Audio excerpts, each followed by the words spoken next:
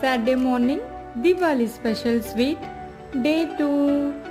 Hi, என்னையோட special boondi laddu. ஒரு cup அளவுக்கு கடலை மாவு எடுத்துக்கோங்க. கொஞ்சம் கொஞ்சமாக தண்ணி விட்டு நல்லா மிக்ஸ் பண்ணிடலாம். இன்னும் கொஞ்சமாக தண்ணி விட்டு நல்லா மிக்ஸ் பண்ணிக்கோங்க. ரொம்ப கட்டியாக இல்லாமல் நம்ம கரண்டியை திருப்பி பார்த்தோன்னா கரண்டியோட பின்பகுதி தெரிகிற அளவுக்கு கன்சிஸ்டன்சியில் இருந்தால் ஓகே. ஒரு கப் அளவு மாவுக்கு 1.5 கப் அளவுக்கு சர்க்கரை போதும். அதோட சர்க்கரை முங்குற அளவுக்கு தண்ணி விட்டுடலாம். நான் பூந்தியை கொரகொரப்பாக கொஞ்சம் அரைச்சி எடுத்துக்கிட்டேன். இப்போ எடுத்து வச்சிருக்க பாகை பூந்தியோட மிக்ஸ் பண்ணிடுங்க.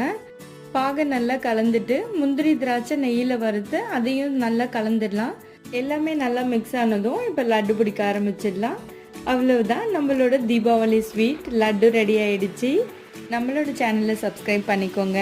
பாய்.